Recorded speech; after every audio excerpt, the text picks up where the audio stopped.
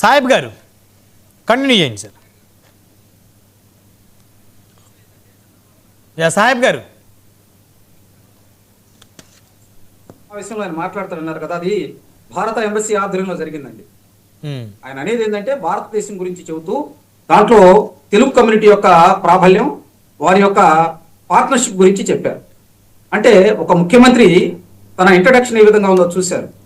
దీంట్లో ప్రధానంగా ఏంటంటే ఇటువంటి అంశాలు మాట్లాడినప్పుడు అక్కడికి వచ్చినటువంటి ప్రతినిధులు ఖచ్చితంగా మన తెలుగు కమ్యూనిటీ వారు అక్కడ ఆ 20 దేశాల్లో ఉన్నటువంటి వారితో ఖచ్చితంగా ఆంధ్ర రాష్ట్రం యొక్క గొప్పతనం గురించి చెబుతారు. అది 2 తెలుగు రాష్ట్రాలకి మేలు జరిగిద్దండి. ఒక ఆంధ్రప్రదేశ్కే కాదు, అటు తెలంగాణకి ఇటు ఆంధ్రప్రదేశ్కి. నేను ఎందుకు అంటున్నానంటే ఇక్కడ తెలుగు కమ్యూనిటీ అని చెప్పి చంద్రబాబు గారు మాట్లాడటం మనందరం కూడా హర్షించదగ్గ విషయం. అవును, బైఫికేట్ చేయాల చాలా కీలకమైనటువంటి విషయం.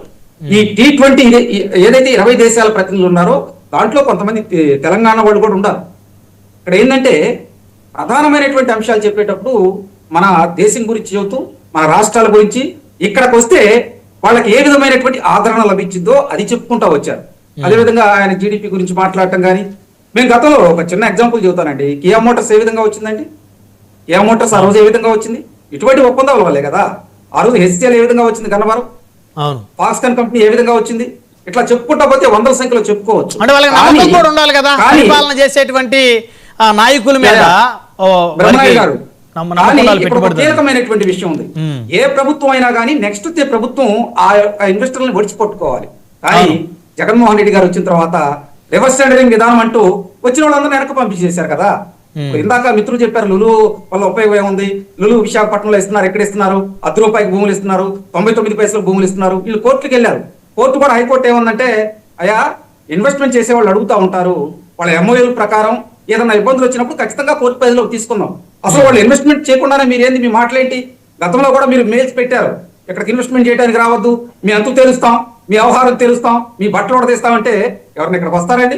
భయపడతారు కదా. వాళ్ళు ఎక్కడి నుంచో విదేశాల నుంచి ఇక్కడికి వచ్చి 100 కోట్లు 1000 కోట్లు పెట్టుబడి పెట్టి ఇక్కడ ఇరుక్కుపోయి రేపు ప్రభుత్వం మారిపోయిన తర్వాత వచ్చే ముఖ్యమంత్రి వాళ్ళని ఇబ్బంది పెడితే వాళ్ళు మునిగిపోవడమే కదా వ్యాపారంలో. మేము అందుకనే చెబుతున్నాం, మా కూటమి ప్రభుత్వం అధికారంలోకి వచ్చిన తర్వాత ఈ పారామీటర్స్ లో ఒక కంపెనీని వెనక్కి పంపించామని చెప్పమనండి. మేము ఏ కంపెనీ జోలికి వెళ్తా. ఆంధ్ర రాష్ట్రం ఆంధ్రప్రదేశ్ లో కానీ తెలంగాణలో కానీ బ్రహ్మనాయుడు గారు మేము ఆకలితో ఉన్నామండి. తెలంగాణ వాళ్ళేమో వాళ్ళు పలావ్ తింటున్నారండి. ఆకలితో ఉండేవాడు కొంచెం కష్టపడతాడు, అందరి దగ్గరికి వెళ్తారు, మాట్లాడతారు, మా రాష్ట్రం రమ్మని కోరుకుంటాం అంతే. అదే గాని తెలంగాణకి వెళ్ళొద్దని చెప్పి మేము ఎక్కడ మాట్లాడమండి, గమనించాలి. ఎందుకంటే మేము ఇద్దరు అన్నదమ్ములు అంటాడు, ఆ ప్రాంత వాసులు మనం అన్నదమ్ములు అంటాడు. వ్యక్తిగతంగా రాజకీయ విభేదాలు ఉండొచ్చండి, వ్యక్తిగతంగా 100 రాజకీయ విభేదాలు ఉండొచ్చు, అవన్నీ పక్కన పెట్టుకోవాలి. తెలుగు జాతి గర్వించే విధంగా మనం ప్రయత్నాలు చేయాలి. చంద్రబాబు గారు చూస్తుంది అదే.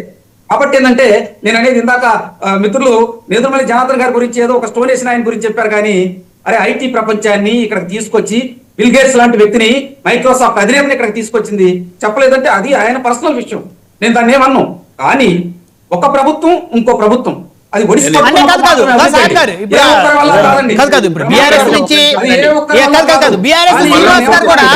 వ్యక్తిగత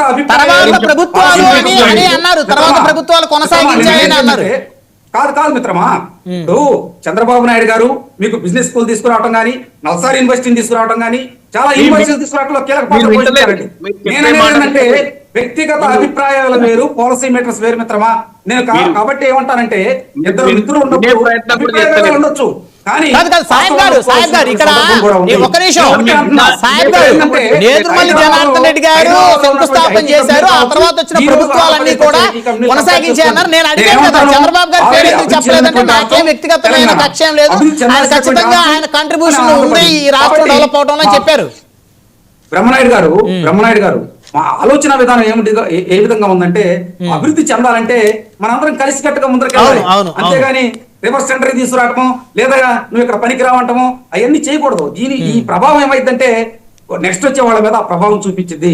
మేము ఇక్కడ పదే చెబుతుంది ఏంటంటే రాజకీయ కక్షలు కాదు, రాష్ట్రాన్ని అభివృద్ధి చేసుకున్నాం, రాష్ట్రంలో ఉన్నటువంటి యువతకు విద్యా ఉపాధి అవకాశాలు కల్పిద్దాం.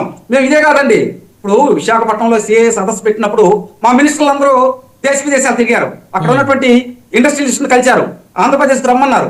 దానిలో భాగంగానే ఇప్పుడు గూగుల్ క్లౌడ్ వచ్చిందండి, గూగుల్ తో పాటు ఆర్టిఫిషియల్ ఇంటెలిజెన్స్ వస్తుందండి, టెక్నాలజీ హబ్స్ వస్తున్నాయండి, లాజిస్టిక్స్ హబ్స్ వస్తున్నాయండి, మిత్రులతో కలుస్తున్నామండి, ఇజ్రాయెల్ వారితో కలుస్తున్నామండి. అదే విధంగా అక్కడ ఉన్నటువంటి దేశ విదేశాల ప్రతినిధులతో కలిసినప్పుడు ఏంటంటే మా యొక్క విధానాన్ని వాళ్ళకి తెలియజేస్తున్నాం.